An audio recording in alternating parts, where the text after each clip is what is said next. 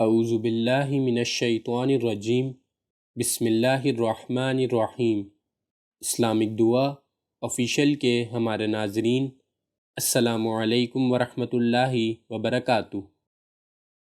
حضرت ابو سعید خدری رضی اللہ تعالی عنہ سے روایت ہے کہ حضرت اسید بن حضیر رضی اللہ تعالی عنہ ایک رات اپنے مکان میں سورہ بقرہ کی تلاوت کر رہے تھے اور ان کا گھوڑا ان کے قریب ہی بندھا ہوا تھا۔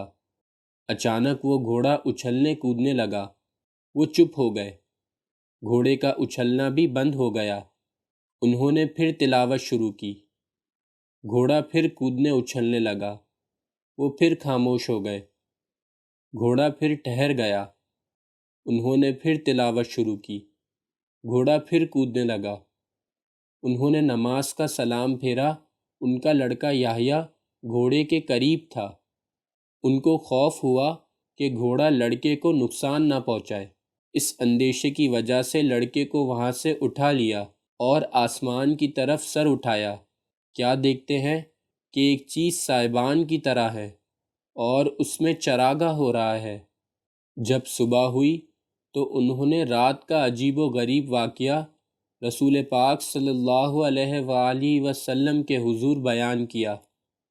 آپ صلی اللہ علیہ وآلہ وسلم نے فرمایا، اے ابن حضیر، قرآن پڑھتے رہو، قرآن پڑھتے رہو۔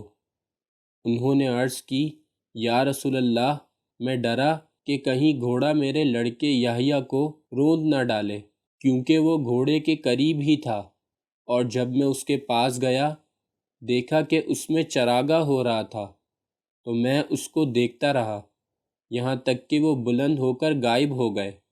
حضور اقدس صلی اللہ علیہ وآلہ وسلم نے فرمایا، جانتے ہو وہ کیا تھا؟ انہوں نے فرمایا، نہیں۔ آپ صلی اللہ علیہ وآلہ وسلم نے فرمایا، وہ فرشتے تھے جو تمہاری آواز تلاوت قرآن پاک سن کر قریب آ گئے تھے۔ اگر تم پڑھتے رہتے تو صبح کو لوگ ان کو دیکھتے۔ اللہ تعالی ہم سب کو قرآن پاک پڑھنے اور سمجھنے کی توفیق عطا فرمائے۔ پیارے دوستو، اسی طریقے کی مزید اسلامک ویڈیوز دیکھنے کے لیے ہمارے چینل کو ضرور سبسکرائب کریں۔ انشاءاللہ نیکسٹ ویڈیو میں ملاقات ہوگی۔ جب تک کے لیے اجازت، اللہ حافظ۔